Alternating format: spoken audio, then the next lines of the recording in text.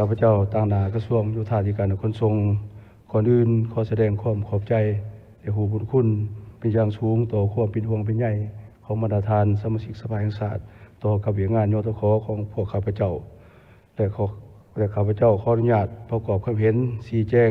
ต่อคำสักถามของสมาชิกสภาแห่งชาติเกี่ยวกับการบรรหาที่ผลเด่นที่ทิศพันกับการจัดตั้งปฏิบัติเวียงงานของแขนงโยธาธิการขนส่งของพวกข้าพเจ้าก็มีอยู่ความจริงมี4คำถามคือดังนี้ 1. การจัดตั้งปฏิบัติมาที่สภาแห่งชาติเกี่ยวกับนโยบายส่งเสริมการก่อสร้างและซ่อมแปลงเส้นทางในยามใหม่มาที่165/สปสลงมาที่16มิถุนายนปี2025รัฐบาลก็คือกระทรวงโยธาธิการขนส่งได้พันขยายและจัดตั้งปฏิบัติคือแนวใดรวมทั้งมาตรการในการควบคุมน้ำหนักรถขนส่งที่เป็นต้นเหตุของเส้นทางเปซึ่งเนื้อในต้นต่อของมาที่ดังกล่าวก็มี4เนื้อในใหญ่ที่ว่ามีอยู่4เนื้อในต้นต่ออยู่ในมาที่165อันนึงก็เป็นนโยบายภาษีอากรลดผ่อนภาษีอากรค้าเขาวัสดุก่อสร้างพาหนะขนจักรทรัพยากรธรรมชาติและอากรมูลค่าเพิ่ม 50% 2. มอบให้กระทรวงยทคหับห้องบรรดาโครงการซ่อมแปลงและยกระดับเส้นทางหลวงแห่งชาติสายหลักให้สามารถหับน้ำหนักได้11 ตันต่อเผ่าโดยเฉพาะตอนทางที่เปเพนักหน่วงอยู่บรรดาแขวงที่มีการขนส่งสินค้าและขนส่งโดยสารจำนวนหลาย 3. ระดมภาคส่วนเศรษฐกิจอื่นโดยเฉพาะภาคส่วนเอกชนเข้ามาช่วยในการก่อสร้างซ่อมแปลงฟื้นฟูทางหลวงแห่งชาติและร่วมกับรัฐเก็บค่าผ่านทางโดยระบบทันสมัยนำรถบรรทุกสินค้าและโดยสารน้ำหนัก12 ตันขึ้นไปเพื่อให้รัฐมีทุนห้อนสะสมทุนเขาในการซ่อมแปลงต้นทางดังกล่าวและ 4. ปรับปรุงกลไกการจัดตั้งปฏิบัติกองทุนทางการซ่อมแปลงทางนี้เมียนให้เริ่มจัดตั้งปฏิบัตินับแต่เดือนตุลาของทุกๆปีเป็นต้นไปเดี๋ยวตัดขั้นตอนการประเมินก่อนมาอยู่เข้าแผนออกพอเป็นเวียกซ่อมแปลงปกติประจำปีโมเมนต์การก่อสร้างซ่อมแปลงทางใหม่ภายหลังในมีมติของสภาแห่งชาติคือดังกล่าวในท่ามกลางสภาพเส้นทางหลวงแห่งชาติทางหลวงท้องถิ่นมีการเปเพอย่างหนักหน่วงคือดังบรรดาทานได้หูได้เห็นน้ำกันเฉพาะปีนี้เนาะรัฐบาลก็คือได้คนขั้วได้ชี้นำให้กระทรวงยทคได้จัดตั้งปฏิบัติมีความคืบหน้าดังนี้ 1. ได้มีมติของรัฐบาลว่าโดยการแบ่งงานแบ่งความรับผิดชอบในการจัดตั้งปฏิบัตินโยบายส่งเสริมการซ่อมแปลงก่อสร้างเส้นทางในยามใหม่เลขที่10ลงมาที่1 กันยายนปี2025 2. กระทรวงยทคได้ออกแจ้งการให้ทันบรรดาทานเลขาภาคแขวงเจ้าแขวงในขอบเขตทั่วประเทศฉบับเลขที่243770ทับยทคลงมาที่10 เดือน 10 ปี2025ว่าโดยการจัดตั้งปฏิบัตินโยบายส่งเสริมการก่อสร้างและซ่อมแปลงเส้นทางในยามใหม่ในรูปแบบผสมผสาน OBPRC และ PRC ก็คือการซ่อมแปลงฟื้นฟูเก็บค่าผ่านทางตามเป้าหมายเพื่อซ่อมแปลงฟื้นฟูเส้นทางหลวงแห่งชาติที่เปเพนักหน่วงให้สามารถกลับมานำใส่เป็นปกติและสามารถบรรทุกน้ำหนักได้11 ตันต่อเผ่าซึ่งกระทรวงยทคได้มอบให้บรรดาแขวงนครหลวงเป็นเจ้าการในคัดจรเส้นทางหลวงแห่งชาติสายหลักจำนวนหนึ่งที่มีการเปเพนักมีการขนส่งสินค้าและโดยสารหลายเพื่อซ่อมแปลงปรับปรุงยกระดับให้สามารถรับน้ำหนักได้11 ตันต่อเผ่าพร้อมทั้งมอบให้แขวงคนขั้วคัดเลือกบริษัทที่มีท่าแห้งมีมาตรฐานเงื่อนไขครบถ้วนตามระเบียบการสามารถปฏิบัติได้อย่างว่องไวและเส้นบนบันทึกความเข้าใจเพื่อตรวจศึกษาความเป็นไปได้ออกแบบตามข้อกำหนดขอบเขตนาเวียก TOR เพื่อให้ท่านจัดตั้งปฏิบัติในปี2026และผ่านมาก็มีแขวงจำนวนหนึ่งได้เส้น MOU ไปแล้วก็มีทั้งแขวงเวียงจันทร์แขวงขมวนแขวงบุรีคำไส้แขวงสวรรณเขตแขวงอุดมไส้แขวงเชียงขวางแขวงหัวพันแขวงลงลำท่าอยู่บางตอนทางเส้นทางสายหลักเป็นต้นทาง13เหนือทาง13ใต้ทาง22ผู้เก่าลักทางกะซีเมืองน่านทางA3ทางD1 147ทางเลข7เลข6เลข8ทางเลขที่21ปากสั้นทาสีทาง1Dชายแดนแขวงไสสมบูรณ์ 2. ข้อ 3. เฉพาะเส้นทางเลข9ได้ตกลงสร้างเป็นตัวแบบในการปฏิบัติในรูปแบบ OBPRC หรือว่า PRTC แม้ได้สำเร็จการเซ็นสัญญาก่อสร้างแล้วในวันที่20 ตุลาปี2005และปัจจุบันรัฐวิสาหกิจก่อสร้างทางเลข8ได้มีทีมงานวิศวการลงภาคสนามและเริ่มต้นจัดตั้งปฏิบัติฟื้นฟูและซ่อมแปลงทางตามแผนที่กำหนดไว้ส่วนการเก็บเงินแมนขาดกะจะให้เริ่มจัดตั้งปฏิบัตินับแต่วันที่1 เดือนมังกรปี2026เป็นต้นไป ซึ่งกระทรวงยตคได้เห็นดีกำหนดเอาจุดเก็บเงินค่าผ่านผมสร้างคำห้องแบบแต้มจุดเก็บเงินคุณขั้วอัตราการเก็บค่าผ่านทางประเภทรถบรรทุกสินค้าโดยสารที่มีน้ำหนัก12 ตันขึ้นไปปัจจุบันกำลังเสนอคันถึงอนุมัติและจะเอาทางเลขเก้าเป็นตัวแบบให้เก็บเส้นทางอื่นสำหรับระบบการเก็บเงินจะได้ใส่ระบบทันสมัยสิ่งสั่งทันสมัยซึ่งกระทรวงยตคจะได้สมทบละเอียดนำกระทรวงการเงินในขั้นต่อไป 4. โดยได้จัดตั้งปฏิบัติมาที่กองประชุมรัฐบาลเปิดกว้างครั้งวันที่1วันที่ประจำปี2025ฉบับเลขที่08ทับรบลงที่25กรกฎาคม2025กระทรวงยตคได้ค้นคว้าฟื้นฟูกองซ่อมแปลงทางขึ้นใหม่ในขอบเขตทั่วประเทศซึ่งได้สำเร็จการออกข้อตกลงโดยการจัดตั้งการเคลื่อนไหวของหน่วยงานซ่อมแปลงเส้นทางหลวงจึงขึ้นกับคะแนนก่อสร้างแผนกยตคซึ่งนิติกรรมดังกล่าวจะเป็นนิติกรรมพื้นฐานและเป็นบทอิงให้แก่การสร้างหน่วยงานซ่อมแปลงอยู่นครหลวงและบรรดาแขวงในขอบเขตทั่วประเทศซึ่งงบประมาณกองทุนทางปี2016ข้าพเจ้าก็แจ้งไปแล้วซึ่งว่าแต่ละแขวงมีเงินกองซ่อมแปลงแขวงละตื้อหาเนาะเสียไปก่อนเนาะตื้อหาสำหรับมาตรการควบคุมน้ำหนักกระทรวงยตคออกแจงการของกระทรวงสภาพเลขที่915ทับยตคลงวันที่11พฤศจิกายนแล้วนี้ได้จัดเก็บให้จัดเก็บค่าผ่านทางสำหรับรถบรรทุกสินค้าโดยเฉพาะการขนส่งแห่เพื่อมาซ่อมแปลงฟื้นฟูและบูรณะรักษาทางหลวงตามเนื้อในแจ้งการของหอว่าการสำนักงานนายกรัฐมนตรีเลขที่665ทับสนยลงวันที่24เมษายนปี2025โดยรวมให้ท้องถิ่นเป็นผู้จัดตั้งปฏิบัติและได้ค้นคว้าเป็นหลักการเบื้องต้นให้เก็บ 1.5 ดอลลาร์สหรัฐต่อต้นต่อแห่ถาดต่อเที่ยวระยะ10 กิโลเมตรขึ้นไปกรณีหากขนส่งผ่านเส้นทางต่ำกว่า10 กิโลเมตรเป็นให้เก็บลดอัตราที่2ฝ่ายเอกภาพกันสำหรับงบประมาณที่เก็บได้เป็นมอบเป็นกองทุนทางเพื่อมาซ่อมแปลงฟื้นฟูทางหลวงข้อ5ข้อ6กระทรวงยตคได้กะเกียมออกแจงการบ่โดยการแบ่งความรับผิดชอบบ่โดยการจัดตั้งปฏิบัติเวียงงาน3สร้างพวกเฮาก็มีกองประชุมแล้วเลยเว้ากันจ้าแจงแล้วกำลังเหี่ยเพียงละเอียดตื่มเพราะว่ามอบให้ท้องถิ่นนั่นแหละเป็นเจ้าการหลายขึ้นพันมากก็มอบหลายสมควรแล้วเดี๋ยวว่าจะมอบตื่มอีกว่าท้องถิ่นหลายท้องถิ่นก็มีท่าแห้งมีเงินไขในการก่อสร้างซ่อมแปลงทางซึ่งในนั้นก็มี7หน้าเวียกคือเวียกขั้วทางเวียกทางน้ำเวียกน้ำประปาเวียกขี้หะเวียกผังเมืองเวียกการบินพลเรือนเวียกขนส่งและเวียกรถไฟในนั้นโดยเฉพาะเวียกขั้วทางนี้แม่นได้ระบุจ้าแจงแล้วเวียกบุญนารักษาและซ่อมแปลงทาง2การคุ้มครองเขตของทางการคุ้มครองงบประมาณกองทุนทางและ4เวียงงานคุ้มครองน้ำหนักรถบรรทุกต่างกันเป็นให้ท้องถิ่นเป็นเจ้าการในการคุ้มครอง7นอกนั้นโดยอิงตามมติของรัฐบาลเลขที่10ทับลงวันที่1 กันยายน2025และแจ้งการของกระทรวงการเงินเลขที่2988ทับกงลงวันที่22 กันยายนปี2025กระทรวงการเงินกระทรวงยตคได้สำเร็จการแจ้งงบประมาณกองทุนทางประจำปี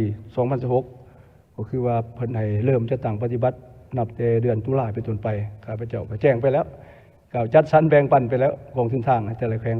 ที่ว่าสสก็ขอให้สืบต่อติดตามเบิ่งได้มอบให้ท่านเลขาพรรคแขวงบรรดาเจ้าแขวงในทั่วประเทศรับทราบแล้วกองทุนทางจังหวัดทวิต1,000 ตื้อได้เบิกไปแล้วเนาะในนั้นมีกองซ่อมแปลง1.5 ตื้อเนาะได้มอบให้บรรดาแขวงอันนั้น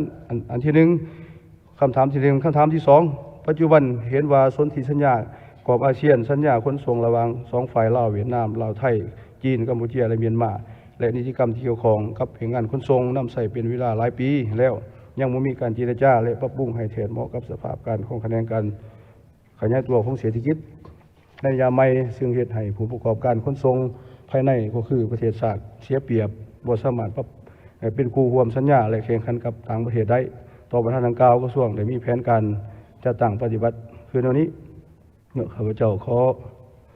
บอกปัญหาทิศทางต่อไปเพราะบรรพานมากก็เห็นกันแล้วพวกเราก็มีหลายปัญหาอันที่เป็นข้อคงค้างคนไกลขอประสานงานรถล่างพาหนะก็เป็นปัญหาใหญ่ที่พวกเราเจออยู่นอกจากรถน้อยรถออโต้แล้วเป็นรถเก๋งรถยังกันรถขนส่งก็ลักลอบเข้ามาก็จำนวนล่วงหลายเข้ามาก็บ่ขึ้นเปลี่ยนสัญชาติเปลี่ยนอย่างต่างๆฉะนั้นทิศทางต่อไปนี้พวกเราจะได้สมทบกับภาคส่วนเกี่ยวข้องกวดกาขึ้นองค์ประกอบต่างๆภายในด่านให้เป็นไปตามมาตรฐานตามที่ได้กำหนดไว้ในดำรัสว่าด้วยด่านเขาออกลาวฉบับเลขที่ 643ทับลบลงที่25พฤศจิกายนปี2024สืบต่อปรับปรุงกลไกการประสานงานกับภาคส่วนเกี่ยวข้องอย่างเป็นปกติโดยเฉพาะแม่นสถิติจำนวนตัวเลขรถเข้าออกด่านเพื่อติดตามรถเข้าออกแต่ละเดือนและรายเรียงจำนวนรถติดขังรถตกขังบ่ออกขึ้นเพื่อกวดกาแก้ไขและบันทึกข้อมูลนำไปเจรจากับคู่สัญญาของฝ่ายของสองฝ่ายในการปรับปรุงสัญญาผ่านกลไกของประชุมประจำปีร่วมกัน 3. กระทรวงยทค.ได้สำเร็จและกาเกี่ยมออกคำแนะนำให้แก่แผนกยทค.ในขอบเขตทั่วประเทศเพื่อเพิ่มทวีการกวดกาคุ้มครองการขนส่งทางบกอย่างเข้มงวดเพื่อแก้ไขบรรดาปรากฏการณ์ย่อท้อต่างๆที่เกิดขึ้นต่อวิงานขนส่งปัญหาที่ 4 อันสำคัญที่สุดพวกเราจะเร่งปรับปรุงนิติกรรมโดยเฉพาะอาจจะมีเกี่ยวของกับกฎหมายมาโดยการขนส่งนี้เห็นว่าพวกเรากำหนดผู้ขับขี่นี้ผ่านมาเฮากำหนด25 ปีขึ้นไปจึงสามารถเซ็งใบขับขี่ 2E ได้เดี๋ยวนี้เฮาสิได้ปรับให้ลดลงคือประเทศเพื่อนบ้านเพิ่นมีแต่อย่างน้อยมี18 ปี20 ปีก็สามารถเซ็งใบขับขี่ได้แสดงเป็นจุดหนึ่งที่เป็นขอดอุดตันให้นักขับขี่พวกเฮานี่คันสอบบ่มีความสามารถเพียงพอเพราะว่าผ่านมาก็มีผู้อาวุโสแน่ฉะนั้นต่อไปต้อง18 ปีขึ้นไป20 ปีก็สามารถเซ็งเอา 2E ได้สามารถจนเป็นซูเฟอร์ข้ามผ่านไปประเทศต่างๆได้เนาะอันนั้นสำหรับปัญหาบัดนี้ขั้นที่ 2อันที่ 3คำถามที่ 3นี้กระทรวงยทค.มีแผนส่งอยู่และดึงดูดนักลงทุนทั้งภายในและต่างประเทศเข้ามาลงทุนพัฒนาท่าบก6แห่งที่ยังเหลือตามที่รัฐบาลได้กำหนดไว้ในยุทธศาสตร์การขนส่งแห่งชาตินั้นสามารถจะตั้งปฏิบัติสำเร็จและเป็นรูปแบบประทับคือแนวใดและรัฐบาลจะมีมาตรการแนวใดเพื่อดึงดูดการลงทุนต่างประเทศมาลงทุนในการก่อสร้างพื้นฐานโครงสร้างในรูปแบบ BOT และนำใส่ท่าแห่งการเสริมโยงเสริมจอดของประเทศเฮาในด้านโลจิสติกที่มีสิ่งท้าทายขึ้นอยู่ไหนข้าพเจ้าขอตอบนะพื้นฐานเป็นมีกฎหมายและนิติกรรมเกี่ยวของจำนวนหนึ่งได้ระบุและเอื้ออำนวยให้แก่นักลงทุนทั้งภายในและต่างประเทศแล้วโดยอิงตามแผนหาปี 2016-2030 ของแขนงโยธาธิการขนส่งในแผนงานที่ 14 ในจำนวน15แผนงานโดยจะเพิ่มทวีบทบาทของแขนงการยทค.ในการดึงดูดการลงทุนของต่างประเทศเอกชนต่างประเทศให้มาลงทุนนำมือละร้ายขึ้นโดยจะได้ซุ้มใส่สั่งคำแนะนำที่เป็นสิ่งเอื้ออำนวยให้ละเอียดแจ้งให้เข้าใจง่ายเป็นการดึงดูดให้ผู้ลงทุนเข้าใจสามารถเข้ามาลงทุนให้ได้อย่างว่องไว 2. จะได้ปรับปรุงการอนุญาตดำเนินธุรกิจของแขนงการยทค.เป็นต้นสู่ส้นให้สำเร็จการปรับปรุงและดำเนินการเผยแพร่ดำรัสโดยการออกใบอนุญาตการดำเนินธุรกิจสำหรับแขนงยทค.ที่สร้างเว็บไซต์มาสเตอร์แพลนสำหรับการออกใบอนุญาตแบบฟอร์มในการออกใบอนุญาตเพื่อการติดตามข้อมูลเฉพาะท่าบกแม้นพวกเขาได้มีดำรัสโดยท่าบก298รวมทั้งลงมาที่มิถุนายน2024ซึ่งดำรัสดังกล่าวได้ระบุรูปแบบเงินไขในการลงทุนเฉพาะท่าบกแล้วสำหรับท่าบกที่รัฐบาลกำหนดยุทธศาสตร์การขนส่งและโลจิสติกส์ฉบับที่รัฐบาลทำห้องในปี2015-2025ซึ่งปัจจุบันก็ถือว่ามีท่าบกทั้งหมด9แห่งในขอบเขตทั่วประเทศนอกกำหนดไว้มีอยู่9แห่งมีนาเตยหลวงน้ำท่า2ห้วยทรายบ่อแก้ว3อุดมไส้4หลวงพระบาง5ทานาแหล่งนครหลวง6หลักเศร้าบุรีคำไส้7ทาแขขมวน8สวรรณเขต9วังเตาจำปาสักส่วนใน9แห่งนี้พวกเฮ็ดสำเร็จแล้วสร้างสำเร็จแล้ว3แห่งกำลังก่อสร้างอยู่1แห่งคือท่าบกหรือทานาแหล่งเนาะนี่นครหลวงท่าบกสวรรณเขตท่าบกวันเตาและกำลังสร้างอยู่เป็นท่าแขกได้ 65% ส่วนยังหาแห่งนี้เป็นรัฐบาลกำลังสืบต่อนะกระทรวงเกี่ยวข้องก็คือพวกข้าพเจ้าได้มีทิศดังนี้ได้สร้างปรับปรุงนิติกรรมเพื่อเอื้ออำนวยให้แก่ผู้ลงทุนเพราะว่าเราอยากให้ลงทุนต่างประเทศมาช่วย2สูงยุ่งให้รัฐวิสาหกิจรถไฟแห่งชาติมีส่วนร่วมในทุกท่าบกโดยเฉพาะบรรดาท่าบกที่นอนในตามแนวทางรถไฟลาวจีนเพื่อปรับปรุงกำลังการขนส่งภายในให้เข้มแข็งขึ้นเทอละก้าว 3. ได้นำใส่ทุนรัฐบาลและสากลเพื่อศึกษาความเป็นไปได้ศึกษา FS แล้วจึงคนขั้วพิจารณาผู้พัฒนาบริหารผู้พัฒนาบริการที่มีเงินไขผลประโยชน์ที่ดีที่สุดให้รัฐบาลก็คือท่าบกอุดมไส้และหลวงพระบางนี้ซึ่งพวกเราได้ทุนช่วยเหลือจากประเทศออสเตรเลียซึ่งปัจจุบันได้ศึกษาสำเร็จแล้วกำลังโฆษณาให้ผู้ที่สนใจมาลงทุนพัฒนา4รูปแบบการลงทุนแม่น สามรูปแบบคือรัฐ1 2เอกชนแล้วก็การมีส่วนร่วมระหว่างเอกชนกับรัฐแล้วก็รัฐจะต้องถือหุ้น51เอกชน49หาให้ทบกเฮ็ดบทบาทบริการเต่าโฮมแจกจ่ายเข้าออกประเทศโดยจำกัดบ่ให้รถต่างประเทศไปส่งสินค้าหอดปลายทางเพราะเป็นการญาติเวียกของผู้ประกอบการขนส่งภายในโดยพิจารณาเป็นกรณีสินค้าบ่สามารถเขียนทายสินค้าอันตรายแตกหักหรือเน่าเปื่อยง่ายสุดท้ายเนื่องจากว่ายุทธศาสตร์พวกเฮานี่ก็เบิดอายุเนาะคันสิเว้าเด้อพวกเฮาจะได้ปรับปรุงให้แท้เหมาะกับสภาพปัจจุบันเนาะสัญญาดังกล่าวอันนั้นคำถามที่3ที่4สภาพกับการคุ้มครองการบินผ่านการคุ้มครองการบินผ่านและการบริการบินผ่านนานฝ่าและบัญชาขึ้นลงสนามบินเป็นเวียกที่มีความสำคัญเป็นบุริมชิตในแขนงการบินพลเรือนซึ่งได้สร้างรายรับสูงให้แก่รัฐบาลในแต่ละปีการจัดตั้งปฏิบัติมีความจำเป็นต้องได้มีน้ำใส่ระบบและเครื่องมือทันสมัยในการคุ้มครองที่ตามและตรวจสอบซึ่งมาฮอดปีนี้ขาดคะแนนเก็บค่าบินผ่านปีนี้จะได้ประมาณ$80 ล้านคิดว่าก็เพิ่มขึ้นแต่ละปีใกล้กับ60 กว่าล้านที่ว่าก็เพิ่มขึ้นถ้าว่าเฮาปรับปรุงตามแผนนี้เนาะข้าพเจ้าคิดว่าต่อไปก็สิได้เพิ่มขึ้นไปเรื่อยๆเนาะเพื่อรับประกันให้มีประสิทธิภาพในการคุ้มครองรายรับกระทรวงยทคได้สืบต่อสมทบกับภาคส่วนเกี่ยวข้องการเกี่ยมประกอบติดตั้งระบบคุ้มครองแบบทันสมัยครบวงจรและร่วมควบคุมตั้งแต่กระบวนการออกถึงการออกใบบินชำระเงินระบบดังกล่าวนี้จะต้องได้สามารถเชื่อมโยงเชื่อมจวดกับบรรดาระบบและเครื่องมือสำคัญของกระทรวงการเงินกระทรวงโยธาธิการและขนส่งธนาคารแห่งสปป.ลาวและภาคส่วนเกี่ยวข้องสำหรับสายการบินที่มอบให้บริษัทตัวแทนเป็นผู้ขอปฏิบัติเที่ยวบิน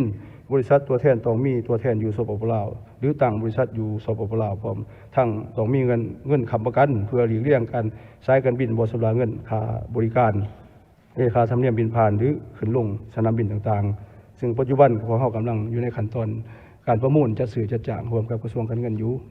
ใกล้สิสำเร็จและสิได้มีเครื่องมือเข้ามาคุ้มครองเก็บค่าผ่านนี่ให้นับมือหลายขึ้นอันนั้นข้าพเจ้าจะมีคำตอบบอกร่วมแล้วกระทรวงยทคนี้กับปฏิบัติตามคำขวัญหรือใน5 ปีต่อหน้านี้สืบต่อพัฒนาโยธาธิการขนส่งแถมมีจุดสุมทนทานทันสมัยปลอดภัยเสริมโยงเสริมจวดและยืนยงนี่ข้าพเจ้าขอมีคำเห็นคำตอบตัวเวทีที่มีความหมายสำคัญนี้แต่มียังตัวยังบุคคลบุตรวนข้าพเจ้าก็ขอหับเพื่อนำไปชี้แจงเพิ่มเติมเนาะขอขอบใจ